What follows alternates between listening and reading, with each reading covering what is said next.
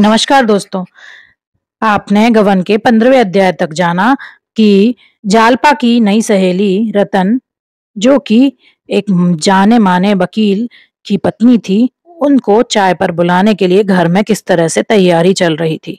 अब 16वें अध्याय में देखते हैं क्या हुआ। चाय पार्टी में कोई विशेष बात नहीं हुई। रतन के साथ उसकी एक नाते की बहन और थी। वकील साहब ना आए थे। दयानाथ ने उतनी देर के लिए घर से टल जाना ही उचित समझा। हाँ, रमेश बाबू बरामदे में बराबर खड़े रहे। रमा ने कई बार चाहा कि उन्हें भी पार्टी में शरीक कर लें, पर रमेश में इतना साहस न था। जालपा ने दोनों मेहमानों को अपनी सास से मिलाया। ये युवतियां उन्हें कुछ ओछी जान पड़ी। उनका सारे घर में दौड़ना, धम धम करके कोठे पर जाना, छत पर इधर उधर उचकना, खिलखिला कर हंसना उन्हें हुड़दंगपन मालूम होता था। उनकी नीति में बहू बेटियों को भारी और लज्जाशील होना चाहिए था। आश्चर्य यह था कि आज जालपा भी उन्हीं में मिल गई थी। रतन ने आज कंगन की चर्चा तक न की। अभी तक रमा को पार्टी की तैयारियों से इतनी फुर्सत नहीं मिली थी कि गंगू की दुकान तक जाता। उसने समझा था गंगू को 600 रुपए दे दूंगा तो पिछले हिसाब में जमा हो जाएंगे, केवल 250 रुपए और रह जाएंगे। इस नए हिसाब में 600 और मिलाकर फिर 800 रह जाएंगे। इस तरह उसे अपनी साख जमाने का सो अवसर मिल जाएगा। इस दूसरे दिन रमा खुश होता हुआ गंगू की दुकान पर पहुंचा और रब से बोला, क्या रंग ढंग है महाराज, कोई नई चीज बनवाई है इधर? रमा के टाल मटोल से गंगू इतना विरक्त हो रहा था कि आज कुछ रुपए मिलने की आशा भी उसे प्रसन्न न कर सकी। शिकायत के ढंग से बोला, बाबू साहब, चीजें कितनी बनी हैं और कितनी बिकी, आपने तो दुकान पर आना ही छोड़ दिया। इस तरह की दुकानदारी हम लोग नहीं करते। 8 महीने हुए आपके यहाँ से एक पैसा भी नहीं मिला। अनाथ भाई, खाली हाथ दुकान पर आते शर्म आती है।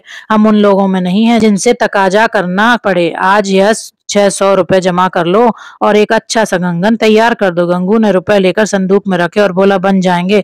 बाकी रुपए कब तक मिलेंगे? रमानाथ, बहुत जल्द। गंगू, हाँ बाबूजी, अब पिछला साफ कर दीजिए। गंगू ने बहुत जल्द कंगन बनवाने का वचन दिया, लेकिन एक बार सौदा करके उसे मालूम हो गया था कि यहाँ से जल्द रुपए वसूल होने वाले नहीं। नतीजा यह हुआ कि रमा रोज तकाजा करता और गंगू रोज हीले करके डालता। कभी कारीगर बीमार पड़ जाता, कभी अपनी स्त्री की दवा कराने ससुराल चला जाता, कभी उसके लड़के बीमार हो जाते। 1 महीना गुजर गया और कंगन न बने। रतन के तकाजों के डर से रमा ने पार्क जाना छोड़ दिया, मगर उसने घर तो देख ही रखा था। इस 1 महीने में कई बार तकाजा करने आई। आखिर जब सावन का महीना आ गया तो उसने एक दिन रमा से कहा, बस सुअर नहीं बना कर देता तो तुम किसी और कारीगर को क्यों नहीं देते? रमानाथ, इस पाजी ने ऐसा धोखा दिया कि कुछ ना पूछो, बस रोज आजकल किया करता है। मैंने बड़ी भूल की जो उसे पेज की रुपए दे दिए, अब उससे रुपए निकालना मुश्किल है। रतन, आप मुझे उसकी दुकान दिखा दीजिए, मैं उसके बाप से वसूल कर लूंगी। तावान अलग, ऐसे बेईमान आदमी को पुलिस में देना चाहिए। जालपा ने कहा, हाँ और क्या, अब सभी सुना देर करते हैं, मगर ऐसा नहीं रुपए डकार जाए और चीज के लिए महीनों दौड़ाए। रमा ने सिर खुजलाते हुए कहा, आप 10 दिन और सब्र करें, मैं आज ही उससे रुपए लेकर किसी दूसरे सर्राफ को दे दूंगा। रतन, आप मुझे उस बदमाश की दुकान क्यों नहीं दिखा देते? मैं हंटर से बात करूं? रमानाथ, कहता तो हूँ 10 दिन के अंदर आपको कंगन मिल जाएंगे। रतन, आप खुद ही ढील डाले हुए हैं। आप उसकी डल्लो चप्पो की बातों में आ जाते होंगे। एक बार कड़े पड़ जाते तो मजाल थी कि यूं हीले हवाले करता। आखिर रतन बड़ी मुश्किल से विदा हुई। उसी दिन शाम को गंगू ने साफ जवाब दे दिया, बिना आधे रुपए लिए कंगन न बन सकेंगे। पिछला हिसाब भी बेवाक हो जाना चाहिए। रमा को मानो गोली लग गई। बोला, महाराज, यह तो भलमनसी नहीं है। एक महिला की चीज है, उन्होंने पेशगी रुपए दिए थे। सोचो मैं उन्हें क्या मुंह दिखाऊंगा? मुझसे उन अपने रुपयों के लिए पुर नोट लिखा लो, स्टाम्प लिखा लो, और क्या करोगे? गंगू, पुर नोट को शहद लगाकर चाटूंगा क्या? 8-8 महीने का उधार नहीं होता, महीना 2 महीना बहुत है। आप तो बड़े आदमी हैं, आपके लिए 500-600 रुपए कौन बड़ी बात है? कंगन तैयार है। रमा ने दांत पीस कर कहा, अगर यही बात थी तो तुमने 1 महीना पहले क्यों ना कह दी? मैंने रुपए की कोई फिक्र की होती ना। गंगू, मैं क्या जानता था आप इतना है भी नहीं समझ रहे हैं। रमा निराश होकर घर लौट आया। अगर इस समय भी उसने जालपा से सारा वृत्तांत साफ साफ कह दिया होता तो चाहे कितना ही दुख होता पर वह कंगन उतार कर दे देती, लेकिन रमा में इतना साहस न था। वह अपनी आर्थिक कठिनाइयों की दशा कहकर उसके कोमल हृदय पर आघात न कर सकता था। इसमें संदेह नहीं कि रमा को 100 रुपए के करीब ऊपर से मिल जाते थे और वह किफायत करना जानता तो इन 8 महीनों में दोनों सर्राफों के कम से कम आधे रुपए अवश्य दे देता। देता, लेकिन ऊपर की आमदनी थी तो ऊपर का खर्च भी था। जो कुछ मिलता सैर सपाटे में खर्च हो जाता और सर्राफों का देना किसी एक मुश्त रकम की आशा में रुका हुआ था। कौड़ियों से रुपए बनाना बड़िकों का ही काम है। बाबू लोग तो रुपए की कौड़ियां ही बनाते हैं। कुछ रात जाने पर रमा ने एक बार फिर सर्राफे का चक्कर लगाया। बहुत चाह किसी सर्राफ को झांसा दूं, पर कहीं दाल न गली। बाजार में बेतार की खबरें चला करती हैं। रमा को रात भर नींद न आई। यदि आज उसे 1,000 का रुक्का लिखकर कोई 500 रुपए भी दे देता तो वह निहाल हो जाता, पर अपनी जान पहचान वालों में उसे ऐसा कोई नजर न आता था। अपने मिलने वालों में उसने कब सभी से अपनी हवा बांध रखी थी। खिलाने पिलाने में खुले हाथों रुपया खर्च करता था। अब किस मुंह से अपनी विपत्ति कहे। वह पछता रहा था कि नाहक गंगू को रुपए दिए। गंगू मालिश करने तो जाता न था। इस समय यदि रमा को कोई भयंकर रोग हो जाता तो वह उसका स्वागत करता। कम से कम 10-5 दिन की मोहलत तो मिल जाती, मगर बुलाने से तो मौत भी नहीं आती। वह तो उसी समय आती है जब हम उसके लिए बिल्कुल तैयार नहीं होते। ईश्वर कहीं से कोई तार भी ही भिजवा दे। कोई ऐसा मित्र भी नजर नहीं आता था जो उसके नाम फर्जी तार भेज देता। वह इन्हीं चिंताओं में करवटें बदल रहा था कि जालपा की आंख खुल गई। रमा ने तुरंत चादर से मुंह छिपा लिया, मानो बेखबर सो रहा है। जालपा ने धीरे से चादर हटाकर उसका मुंह देखा और उसे सोता पाकर ध्यान से उसका मुंह देखने लगी। जागरण और निद्रा का अंतर उससे छिपा न रहा। उसे धीरे से हिलाकर बोली, क्या अभी तक जाग रहे हो रमानाथ? क्या जाने क्यों नींद नहीं आ रही है। पड़े पड़े सोचता था कुछ दिनों के लिए कहीं बाहर चला जाऊं, कुछ रुपए कमा लाऊं। जालपा, मुझे भी लेते चलोगे ना? रमानाथ, तुम्हें परदेश में कहाँ लिए लिए फिरूंगा। जालपा, तो मैं अकेली रह चुकी, 1 मिनट तो रहूंगी नहीं। मगर जाओगे कहाँ रमानाथ? अभी कुछ निश्चय नहीं कर सका हूँ। जालपा, तो क्या सचमुच तुम मुझे छोड़कर चले जाओगे? मुझसे तो एक दिन भी न रहा जाए। मैं समझ गई तुम मुझसे मोहब्बत नहीं करते, केवल मुंह देखे की प्रीति करते हो। रमानाथ, तुम्हारे प्रेम पाशी ने मुझे यहाँ बांधा रखा है, नहीं तो अब तक कभी चला गया होता। जालपा, बातें बना रहे हो। अगर तुम्हें मुझसे सच्चा प्रेम होता तो तुम कोई पर्दा न रखते। तुम्हारे मन में जरूर कोई ऐसी बात है जो तुम मुझसे छिपा रहे हो। कई दिनों से देख रही हूँ तुम चिंता में डूबे रहते हो। मुझसे क्यों नहीं कहते? जहाँ विश्वास नहीं है वहाँ प्रेम कैसे रह सकता है रमानाथ? यह तुम्हारा भ्रम है जालपा। मैंने तो तुमसे कभी पर्दा नहीं रखा जालपा। तुम मुझे सचमुच दिल से चाहते हो रमानाथ? यह क्या मुंह से कहूंगा जभी। जालपा, अच्छा, अब मैं एक प्रश्न करती हूँ, संभले रहना। तुम मुझसे क्यों प्रेम करते हो? तुम्हें मेरी कसम है, सच बताना। रमानाथ, यह तो तुमने बेढप प्रश्न किया। अगर मैं तुमसे यही प्रश्न पूछूं तो तुम मुझे क्या जवाब दोगी? जालपा, मैं तो जानती हूँ। रमानाथ, बताओ। जालपा, तुम बतला दो, मैं भी बतला दूं। रमानाथ, मैं तो जानता ही नहीं, केवल इतना ही जानता हूँ कि तुम मेरे रोम रोम में रम रही हो। जालपा, सोचकर बतलाओ। मैं आदर्श पत्नी नहीं हूँ, इसे मैं खूब जानती हूँ। पति सेवा अब तक मैंने नाम को भी नहीं की। ईश्वर की दया से तुम्हारे लिए अब तक कष्ट सहने की जरूरत ही नहीं पड़ी। घर गृहस्थी का कोई काम मुझे नहीं आता। जो कुछ सीखा यही सिखा भी फिर तुम्हें मुझसे क्यों प्रेम है? बातचीत में निपुण नहीं, रूप रंग भी ऐसा आकर्षक नहीं। जानते हो मैं तुमसे क्यों प्रश्न कर रही हूँ? रमानाथ, क्या जाने भाई, मेरी समझ में तो कुछ नहीं आ रहा है। जालपा, मैं इसलिए पूछ रही हूँ कि तुम्हारे प्रेम को स्थायी बना सकूं। रमानाथ, मैं कुछ नहीं जानता जालपा, ईमान से कहता हूँ। तुम में कोई कमी है, कोई दोष है, यह बात आज तक मेरे ध्यान में नहीं आई। लेकिन तुमने मुझ में कौन सी बात देखी? ना मेरे पास धन है, ना रूप है, बताओ। जालपा, बता दूं, मैं तुम्हारी सज्जनता पर मोहित हूँ। अब तुमसे क्या छिपाऊं? जब मैं यहाँ आई तो यद्यपि तुम्हें अपना पति समझती थी, लेकिन कोई बात कहते या करते समय मुझे चिंता होती थी कि तुम उसे पसंद करोगे या नहीं। यदि तुम्हारे बदले मेरा विवाह किसी दूसरे पुरुष से हुआ होता तो उसके साथ भी मेरा यही व्यवहार होता। यह पत्नी और पुरुष का रिवाज ही नाता है। पर अब मैं तुम्हें गोपियों के कृष्ण से भी ना बदलूंगी। लेकिन तुम्हारे दिल में अब भी चोर है। तुम अब भी मुझसे किसी किसी बात में पर्दा रखते हो। रमानाथ, यह तुम्हारी केवल शंका है जालपा। मैं दोस्तों से भी कोई दुराव नहीं करता। फिर तुम तो मेरी हृदयेश्वरी हो।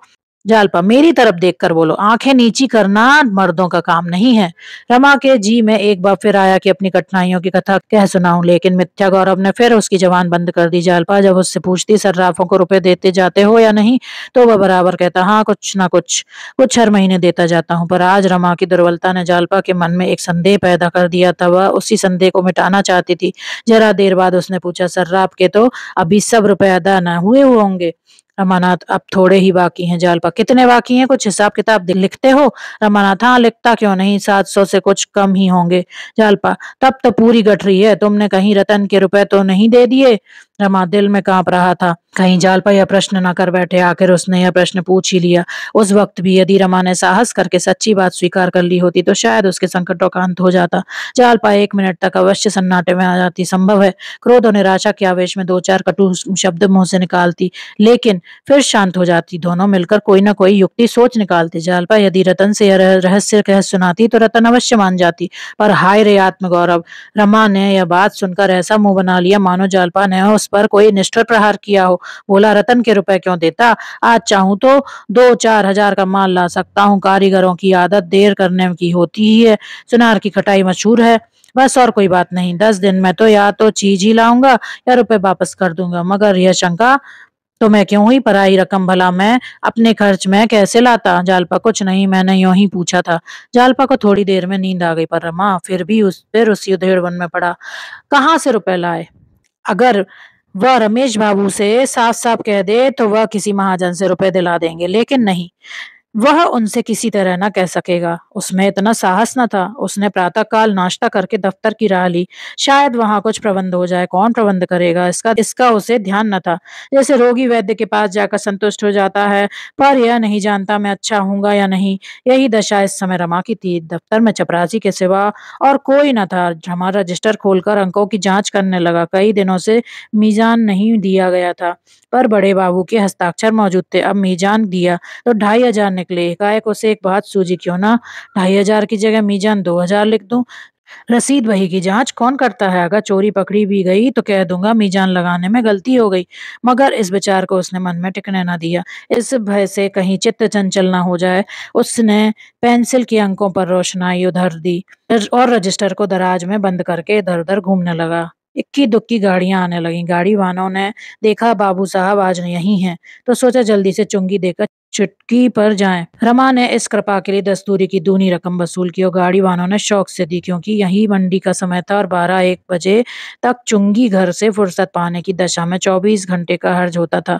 मंडी 10-11 बजे के बाद बंद हो जाती थी। दूसरे दिन का इंतजार करना पड़ता था। मगर भाव रुपए में आधा भाव भी फिर गया तो सैकड़ों के मत्थे गई। 10-5 रुपए का बल खा जाने में उन्हें क्या आपत्ति हो सकती थी? रमा को आज यह नई बात मालूम हुई।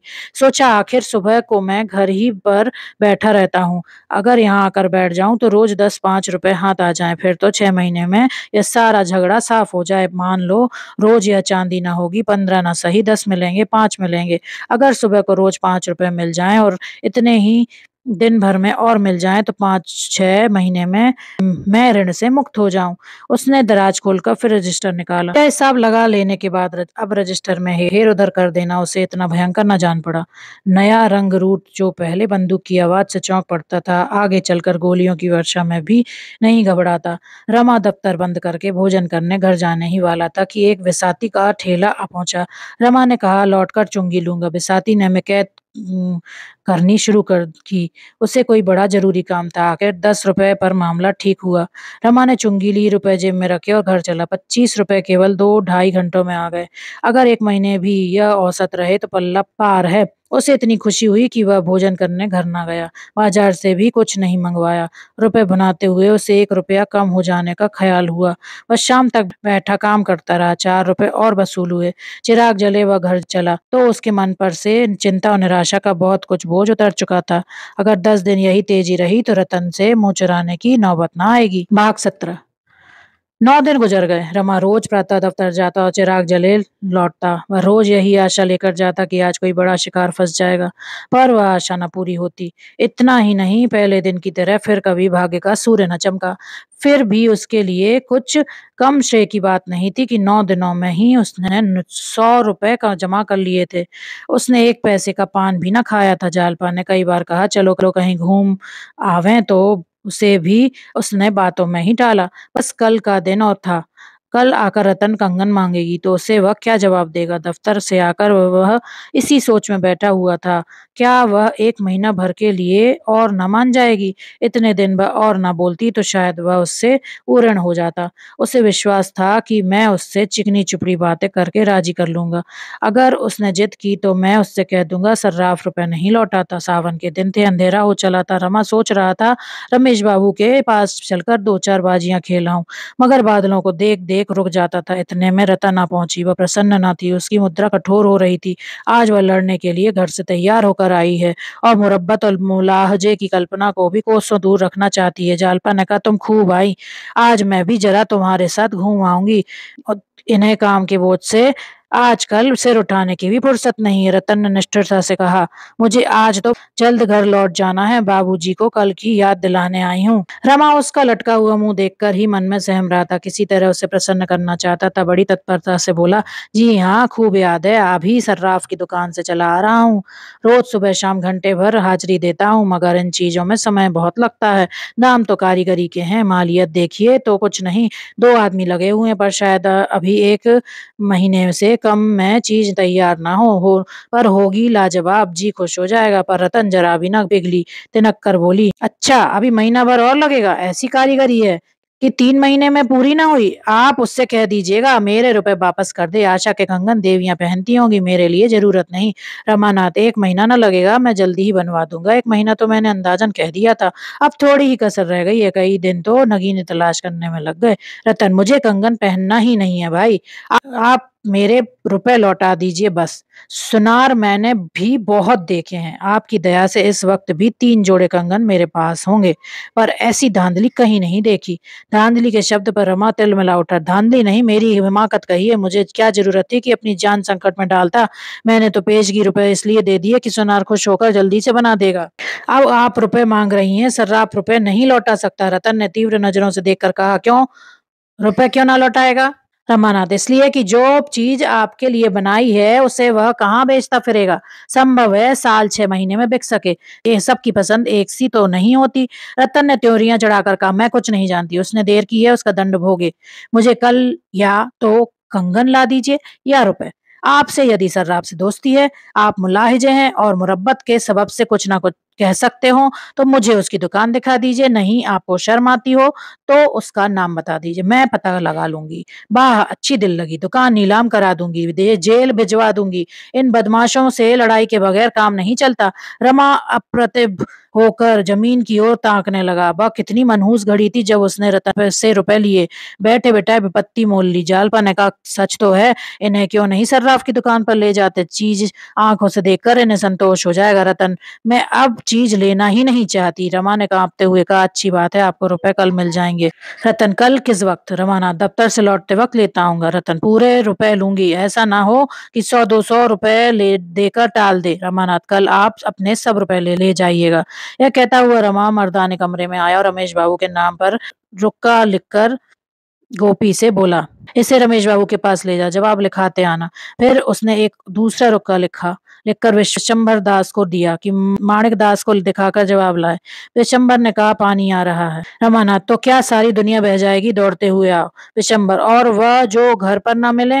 रमानाथ, मिलेंगे, वह इस वक्त कहीं नहीं जाते। आज जीवन में पहला अवसर था कि रमा ने दोस्तों से रुपए उधार मांगे। आग्रह विनय के जितने शब्द उसे याद आए उनका उपयोग किया। उसके लिए बिल्कुल नया अनुभव था। जैसे पत्र आज उसने लिखे वैसे ही पत्र उसके पास कितनी ही बार आ चुके थे। उन पत्रों को पढ़कर उसका हृदय कितना द्रवित हो जाता था, पर विवश होकर उसे बहाने करने पड़ते थे। क्या रमेश बाबू भी बहाना कर जाएंगे? उनकी आमदनी ज्यादा है, खर्च कम, वह चाहे तो रुपए का इंतजाम कर सकते हैं। क्या मेरे साथ इतना सुलूक भी ना करेंगे? वह अब तक दोनों लड़के लौटकर नहीं आए। वह द्वार पर टहलने लगा। रतन की मोटर अभी तक खड़ी थी। इतने में रतन बाहर आई और उसे टहलते देखकर भी कुछ बोली नहीं। मोटर पर बैठी और चल दी। दोनों कहाँ रह गए अब तक? कहीं खेलने लगे होंगे। शैतान तो हैं ही, जो कहीं रमेश रुपए दे दें तो चांदी है। मैंने 200 नाहक मांगे, शायद इतने रुपए उनके पास ना हो। ससुराल वालों की नोच खसोट से कुछ रहने भी तो नहीं पाता। माणिक चाहे तो 1500 दे सकता है, लेकिन देखना चाहिए। आज परीक्षा हो जाएगी। आज अगर इन लोगों ने रुपए ना दिए तो फिर बात भी ना पूछूंगा। किसी का नौकर नहीं हूँ, कि जब वह शतरंज खेलने को बुलाएं तो दौड़ा चला जाऊं। रमा किसी की आहट पाता तो उसका दिल जोर से धड़कने लगता था। आखिर विशंबर लौटा। माणिक ने लिखा था, आजकल बहुत तंग हूं, मैं तो तुम्ही से मांगने वाला था। रमा ने पुर्जा फाड़कर फेंक दिया। मतलब ही कहीं का। अगर सब इंस्पेक्टर ने मांगा होता तो पुर्जा देखते ही रुपए देकर लेकर दौड़े आ जाते। खैर देखा जाएगा, चुंगी के लिए माल तो आएगा ही, इसकी कसर तब निकल जाएगी। इतने में गोपी भी लौटा। रमेश ने लिखा था, मैंने अपने जीवन में 2-4 नियम बना लिए हैं और बड़ी कठोरता से उनका पालन करता हूँ। उनमें से एक नियम यह भी है कि मित्रों से लेन देन का व्यवहार न करूंगा। अभी तुम्हें अनुभव नहीं हुआ है, लेकिन कुछ दिनों में हो जाएगा कि जहां मित्रों से लेन देन शुरू हुआ वहां मनमुटाव होते देर नहीं लगती। तुम मेरे प्यारे दोस्त हो, मैं तुमसे दुश्मनी नहीं करना चाहता, इसलिए मुझे क्षमा करो। रमा ने इस पत्र को भी फाड़कर फेंक दिया और कुर्सी पर बैठकर दीपक की ओर टकटकी बांधकर देखने लगा। दीपक उसे दिखाई देता था, उसमें संदेह है।